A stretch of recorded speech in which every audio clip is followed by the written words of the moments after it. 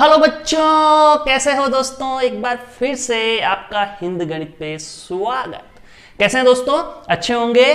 तो let's start. आज अपन पढ़ने जा रहे हैं 10th क्लास एनसीईआरटी का चैप्टर 1, जिसमें बहुत सारी प्यारी प्यारी बातें आज अपन सीखने जा रहे हैं दोस्तों। साथ ही साथ आपको यह पता होना चाहिए कि जो ये आपका चैनल है, सुनना बात मेरा नहीं, आपका चैनल है, उस पर क्या क्या मिल सकता है। आपको मिलेगा 10th क्लास एनसीईआरटी मिलेगा, उसके अलावा क्या मिलेगा, एनटीएससी मिलेगा, उसके अलावा क्या मिलेगा, आईआईटी जिसको करना है उसका भी काम हो जाएगा कि वो 10 से आईआईटी की प्रिपरेशन करना चाहता है तो उसको भी मैं गाइड कर दूंगा। साथ साथ आपको 11th में क्या मिलेगा, एनसीईआरटी मिलेगा प्लस आईआईटी भी मिलेगा। सेम चीज 12th में भी आपको एनसीईआरटी भी मिलेगा प्लस आईआईटी भी मिलेगा। तो ये कोर्सेज अपने चैनल पे अवेलेबल होंगे दोस्तों, या डायरेक्टली बोलूं कि 10 से 12 तक आपको पहुंचना है मैथमेटिक्स में और आईआईटी करना है, एनटीएससी करना है या कुछ भी करना है, आपको सब कुछ सिंगल प्लेटफॉर्म पे अवेलेबल होगा। हमारी टीम दोस्तों आपके लिए दिन रात काम में लगी हुई है कि किसी भी बच्चे का लॉकडाउन में कोई भी नुकसान नहीं होना चाहिए। तो दोस्तों लेट्स स्टार्ट, लेट्स सी।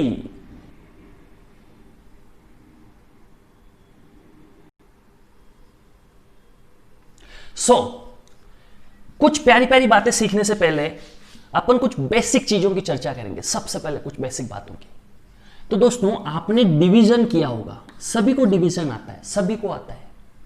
तो बहुत ही सिंपल डिवीजन से स्टार्ट करते हैं अपन। समझना, अगर 4 को दोस्तों मैं 17 को 4 से डिवाइड करूं, दोस्तों 17 को 4 से डिवाइड करूं तो कितने टाइम्स डिवाइड होगा, 4 टाइम्स डिवाइड होगा। यहां पे क्या आ जाएगा, 16 आ जाएगा, उसको माइनस करना पड़ेगा, रिमाइंडर की जगह 1 आ जाएगा दोस्तों। रिमाइंडर की जगह क्या आ जाएगा, 1 आ जाएगा। आप कहेंगे बिल्कुल सर, बिल्कुल आपने एकदम एक्यूरेट किया है, कोई गड़बड़ नहीं है। चलो यहां तक पिक्चर क्लियर। चलो एक और ऐसा ही लेते हैं अपन। सुनना बात, तो ध्यान से सुनना। जैसे मैं 5 से 37 को डिवाइड करूं तो बच्चों कितने टाइम्स डिवाइड होगा, 7 5 जा 35, यहां आया 35। रिमाइंडर की बात करें बच्चों तो रिमाइंडर क्या आएगा, 2 आएगा। आप कहेंगे जी सर बिल्कुल। तो बच्चों ये दो प्यारी प्यारी सी मैंने बातें करी जो बचपन में आपने खूब करा होगा, डिवीजन सीखा होगा छोटी छोटी क्लासेस में। तो बच्चों यहां पे आपको क्या पिक्चर बनती है, बच्चों ध्यान से देखो। यहां पे अगर आप 4 और 4 को इसको एंड इसको मल्टीप्लाई कर दो एंड 1 इसमें ऐड कर दो तो 17 आ जाता है। 7 और 5 को आपस में मल्टीप्लाई कर दो और 2 इसमें ऐड कर दो तो 37 आ जाता है। इसका मतलब 4 into 4 plus 1 is equal to 17। बच्चों मतलब 5 into 7 plus 2 is equal to 37। यह समझ में आया आपको, यह समझ में आया आपको। बचपन से आप करते आ रहे हैं कि ये एंड ये का मल्टीप्लाई प्लस ये कर दे रिमाइंडर तो ये नंबर आ जाएगा। बच्चों बहुत प्यारी सी बात है। इस प्यारी सी बात को कुछ ऐसे बोले कि अगर यहां ए होता, यहां पे बच्चों बी होता। प्यारे बच्चों यहां पे ए होता, यहां पे बी होता, तो यहां पे कुछ ना कुछ आता जिसको अपन क्वोशिएंट बोल दें, और यहां पे कुछ ना कुछ रिमाइंडर में रहता, उसको अगर आर बोल दे, और आर को अगर स्मॉल आर से लिख दे तो भी कोई फर्क नहीं पड़ता। तो बच्चों सबको स्मॉल ले लिया अपन ने। तो मुझे एक चीज बताओ, क्या इन दोनों का मल्टीप्लीकेशन प्लस आर करने पे ए आएगा या नहीं आएगा? आप कहोगे बिल्कुल आएगा sir, A is equal to B Q plus R. क्या कुछ गलत कहा मैंने? यहां से देखो, इन दोनों का मल्टीप्लीकेशन, इसका मल्टीप्लीकेशन प्लस में रिमाइंडर, तो इन दोनों का मल्टीप्लीकेशन प्लस में रिमाइंडर किसके बराबर होगा? ए के बराबर होगा। क्लियर बच्चों? कुछ प्यारी बातें और बताता हूं। सोचो दोस्तों, 5 से इसको डिवाइड किया, सुनना बात को, 5 से इसको डिवाइड किया तो क्या रिमाइंडर 5 से बड़ा हो सकता है क्या? सोचो दोस्तों, प्यारे बच्चों थोड़ा सा सोचो, अगर 5 से मैं 37 को डिवाइड करूं तो जो ये रिमाइंडर आया है, क्या रिमाइंडर इससे 5 से बड़ा हो सकता है क्या? आप बोलेंगे कैसे होगा सर? अगर ये 5 से बड़ा होता तो अपन इसको 5 से फिर डिवाइड कर देते, तो रिमाइंडर तो हमेशा 5 से क्या आएगा? छोटा ही आएगा। Reminder always less than divisor. बच्चे कहेंगे सर जी बिल्कुल, यहां देखो रिमाइंडर क्या था 1 और ये क्या था 4। क्या 1 यहां जो रिमाइंडर आया है वो कभी भी इससे बड़ा आ सकता है किसी भी सिचुएशन में? ना बाबा ना। कैसे आएगा? अगर रिमाइंडर इससे बड़ा होता तो इससे फिर डिवाइड कर देते, तो reminder always less than divisor. ये क्या है? डिवाइजर। तो रिमाइंडर क्या होगा? डिवाइजर से हमेशा छोटा होगा। तो ये जो r है वो छोटा होगा किससे? b से। बच्चों r क्या होगा? r ऑलवेज लेस देन क्या होगा? b से। अब और क्या आ सकता है? r कभी नेगेटिव आ सकता है? अरे भाई पॉसिबल ही नहीं है। r नेगेटिव कैसे आ सकता है? रिमाइंडर ऑलवेज पॉजिटिव आएगा भाई। इससे डिवाइड करोगे तो ऐसा थोड़ी है, माइनस में कैसे लाओगे? दूसरा, रिमाइंडर मिनिमम से मिनिमम क्या हो सकता है? एक एग्जांपल लेता हूं, 25 को 5 से डिवाइड करता हूं, 5 टाइम्स आएगा, 25 आएगा, यहां 0 आएगा। क्या कभी नेगेटिव आ सकता है? नेगेटिव कब आएगा? जब 25 के नीचे आप 30 लिख दो। क्या लिख पाओगे? ना बाबा ना, ना बाबा ना, नहीं लिख पाओगे। बच्चों ध्यान से सोचो, थोड़ा सा ध्यान से सोचो। 5 को यहां पे नेगेटिव रिमाइंडर लाने के लिए 30 लिखना पड़ेगा। क्या यहां 30 लिख पाओगे? इसमें से 30 माइनस करोगे तो -5 आएगा। क्या पॉसिबल है? क्या डिवीजन में कभी ऐसा किया है? ना बाबा ना, किया ही नहीं है। तो ये नेगेटिव आएगा? नहीं आएगा। तो रिमाइंडर मिनिमम क्या आ सकता है? 0। तो ये always greater than equal to क्या होगा? 0। तो इसको थोड़ा सा अपन ढंग से लिख देते हैं। यहां क्या है, बहुत ज्यादा कंजस्टेड हो रहा है मामला, है ना? कंजूसी बहुत करते हैं तुम्हारे मैथ्स वाले सर, बहुत कंजूस है, बहुत कंजूस, बहुत बड़े वाले कंजूस।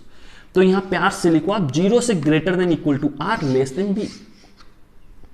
भैया जो रिमाइंडर होगा वो इस डिवाइजर से हमेशा लेस देन होगा, नेगेटिव कभी होगा नहीं, इसलिए 0 से बड़ा होगा। और मिनिमम होगा तो इस कंडीशन में 0 हो सकता है। तो वो r है वो हमेशा 0 से ग्रेटर देन इक्वल टू और लेस देन क्या होगा? b होगा, b होगा। आप कहेंगे जय जय गुरुदेव, मजा आ गया, मजा आ गया बच्चों। चलो आगे बढ़ो, फिर आगे बढ़ते हैं। तो देखो इनके क्या क्या नाम है, प्यारे प्यारे नाम है इनके, इनके बहुत ही प्यारे प्यारे नाम है बच्चों। और वो क्या है जरा सा देखते हैं। इसको बोलते हैं डिवाइजर, इसको बोलते हैं डिवाइजर। इसको क्या बोलते हैं? इसको क्या बोलते हैं? इसको क्या बोलते हैं? बीच वाले को इसको बोलते हैं डिविडेंड। इसको क्या बोलते हैं? क्वोशिएंट। और प्यारे बच्चों इसको क्या बोलते हैं? रिमाइंडर। डिवाइजर, डिविडेंड, क्वोशिएंट और रिमाइंडर। बच्चों ये पिक्चर क्लियर आपके, एकदम पिक्चर क्लियर। तो ये सारी कहानी आपको समझ में आएगी दोस्तों कि ये क्या बना, क्यों बना, कैसे बना। तो कुछ प्यारी सी चीजें और सीखते हैं, इसे आप नोट डाउन करें पहले। सो लेट्स से स्टूडेंट्स, अब कुछ प्यारी प्यारी बातें और सीखते हैं जो यहीं से इधर आ रही है। बस कुछ प्यारी प्यारी बातें, बहुत आसान चीजें जो आप हमेशा देखते आए हैं पर आपने नोटिस नहीं किया। तो देखो कैसे इधर से मैटर इधर आता है। तो अपन पढ़ने जा रहे हैं यूक्लिड्स डिवीजन लेमा। क्या पढ़ रहे हैं प्यारे बच्चों? Euclid's division lemma. यूक्लिड्स कोई साइंटिस्ट रहा था जिसने इसका यूज किया एंड यहां पे यूक्लिड डिवीजन लेमा बना दिया। अब आप कहेंगे सर ये यूक्लिड डिवीजन लेमा तो भैया ये तो किसी साइंटिस्ट का नाम था, जैसे आपका नाम है रवि, दीपक, सुरेश, वैसे यूक्लिड किसी का नाम था। डिवीजन आप जानते हो, अब लेमा क्या होता है ये मैं आपको बताता हूं दोस्तों। तो लेमा इसका मतलब होता है प्रूवन स्टेटमेंट। मतलब क्या हुआ? ऐसा स्टेटमेंट जो ऑलरेडी प्रूव है, ऐसा स्टेटमेंट जो ऑलरेडी प्रूव किया जा चुका है, वो पहले से प्रूव है। ठीक है, और इसका यूज कहां करेंगे? Used for proving another statement.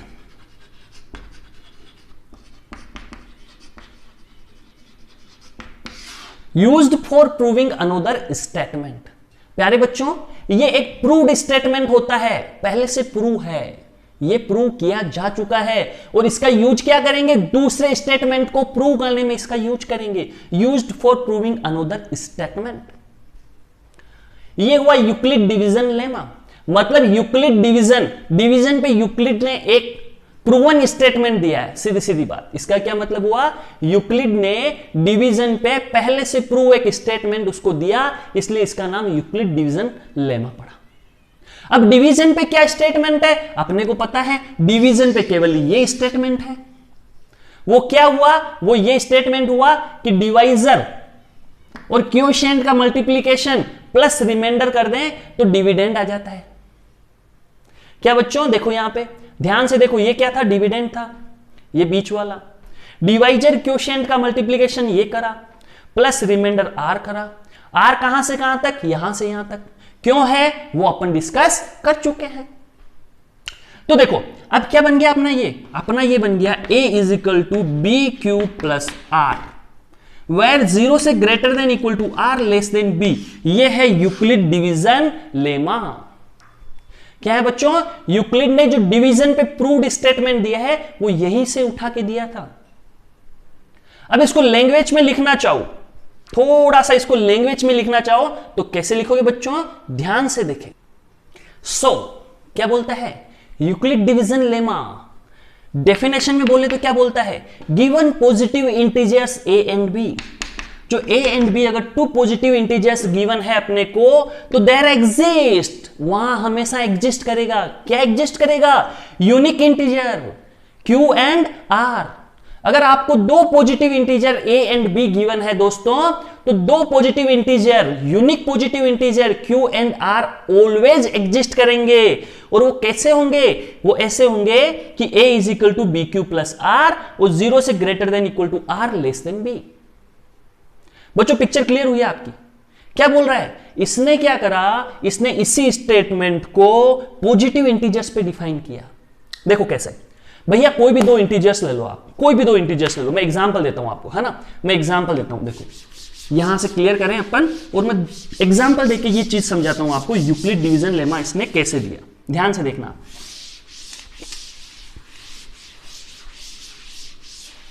ध्यान से देखना बच्चों, मैं एग्जांपल देके समझाता हूं।